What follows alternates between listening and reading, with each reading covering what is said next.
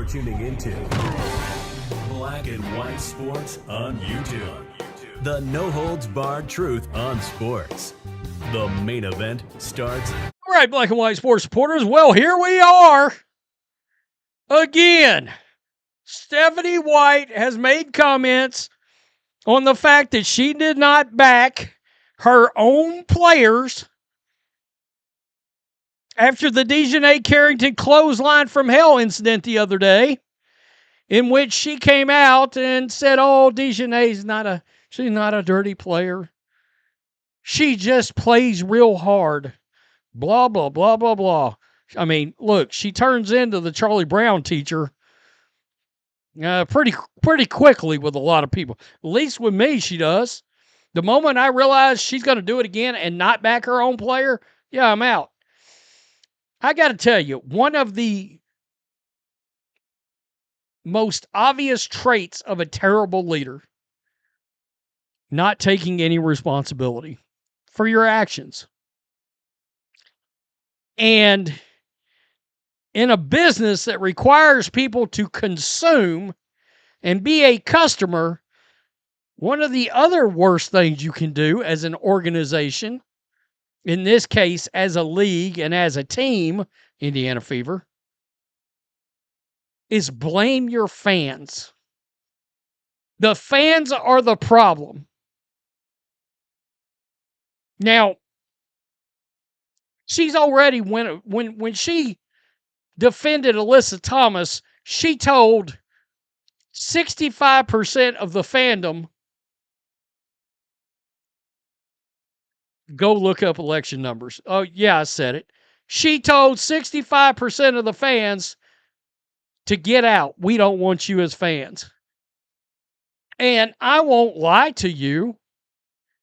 If I was not covering this league now in part for a living, I cover a lot of different sports, but this has become a job. If it was not for that, they would have gotten not a single solitary extra minute out of me at all. But then I got to thinking, oh, well, if I rub Stephanie White this wrong, if the new fans rub her this wrong, oh, you're not getting me out of this for nothing. You're not getting me out of this for nothing. I'm at the point I will watch to spite you, Stephanie White. And the fact that she takes zero responsibility and does people are trying to divide us. Divide our locker room. When you don't have your teams back, you are dividing your locker room.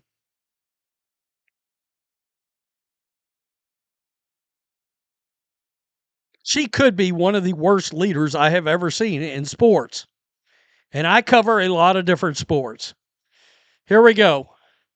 Yeah, I mean, look, we're not going to ever minimize it. Nothing that any one of us does is ever going to be, we're going to please everyone all the time. I hope that the biggest thing that we learn is how to be responsive instead of reactive, in certain situations. I think it's really easy and, especially for young people or for those who aren't in it every day to react to everything that happens. It's also dangerous, to react to everything that happens. But, I think just from a humanistic perspective and life lesson perspective, I think our group does a really good job of responding. I think our group does a really good job of pouring into one another, of keeping the main thing, of understanding that there are a lot of folks out there who want to divide us. That there are a lot of folks out there who want to create more challenges for us. And in our locker room, we do a really good job of keeping that outside the locker room and pulling for one another. I mean, you guys see it. The vibes are always pretty good in here. I'm proud of them for that. And I think, outside of even just the sport and outside of the job, it serves great life lessons for us as well. Yeah, I mean, look. This person is absolutely unbelievable. And by the way, we'll get to Dijonai Carrington in a minute. Acting like she is smarter than everybody else. Oh, this league's got a lot of problems. It is everybody else's fault. Right here, I posted this just a few minutes ago. Everybody else is the problem. Not me, not me. Everybody else.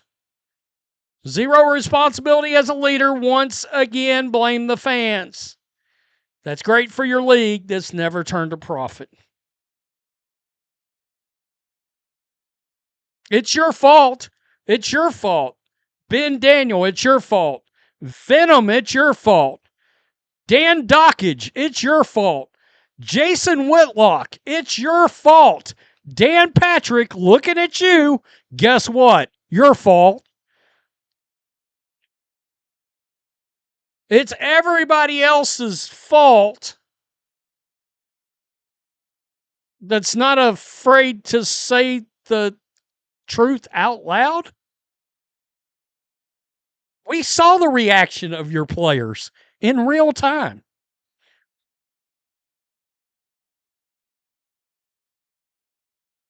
They looked miserable. Everybody else is trying to divide our locker room. No, not having your players back will do quite the adequate job at doing that. Nobody covering the league is going to cause a division in your locker room. You're doing a great job of that on your own, Stephanie White. The Indiana Pacers are better than me.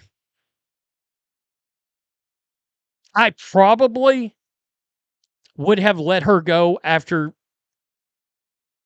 No, let me rephrase. I know I would have let her go when she drowned the new fans that were watching just a few weeks ago. I don't care if you're Phil Jackson, Pat Riley, and Greg Popovich reborn with a sprinkle of Red Auerbach. If you're going to trash my customer, you're going to be in the unemployment line. Facts.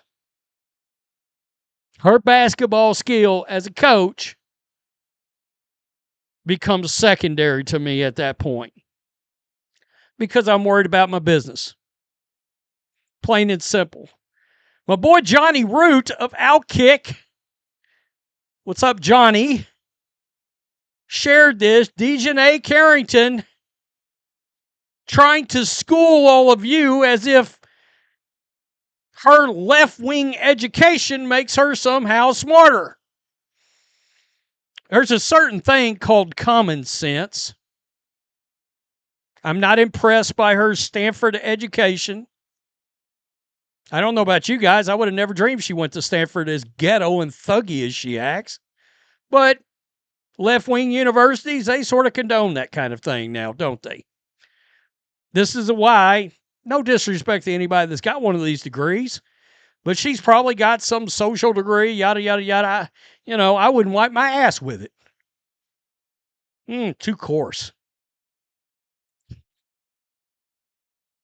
I've never once claimed that the assessment of the foul was white privilege. That was your assumption. That's y'all's fault. Once again, another one of these types, Stephanie White, Dijonai Carrington. No wonder Stephanie White loves Dijonai Carrington. It's everybody else's fault. Try exercising your critical thinking skills. I know you studied psych. Furthermore, I'm the last thing from ignorant or asinine when it comes to speaking on, quote, white privilege. Do ya research on that one? I actually went to school, one of the top universities, I might add, to educate myself on this exact subject. I would never use that term as a rhetorical weapon, knowing the historical and social weight it holds without having the proper evidence to substantiate it. Guys, I was an operations manager in the corporate world for years. I'm not sure I'd hired her to clean the bathrooms. I'd be afraid she'd get shitty with somebody, or get mad and beat the shit out of a client that's in the building, or one of the agents, or one of the team managers. Or hell, maybe the site director. You can't trust somebody like that. But I'm smarter than you. In my culturally stolen wig. Yeah, you look like fucking Einstein. I mean, seriously. You look like Einstein. Woo!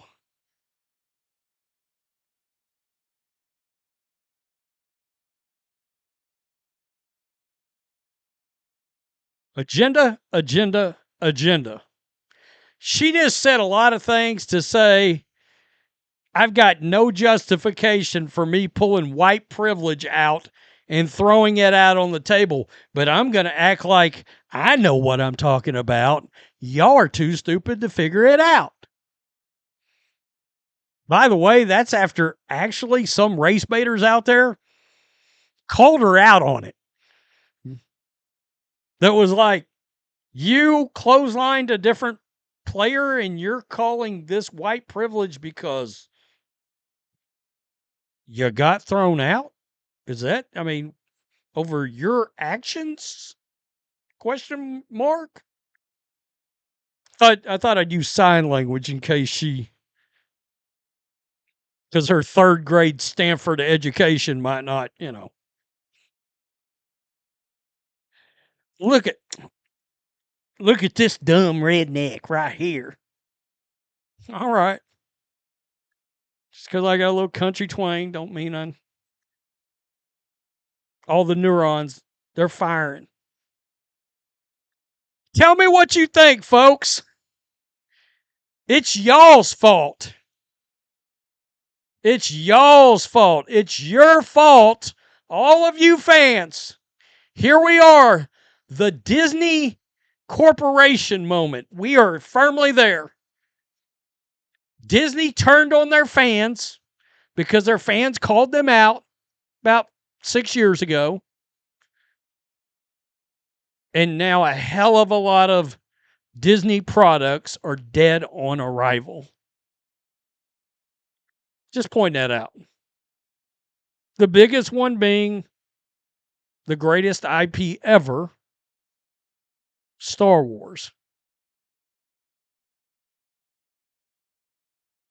Peace, I'm out. Till next. Thanks for watching the show. Be sure to like, comment, and subscribe. Be sure to tune in next time on Black and White Sports.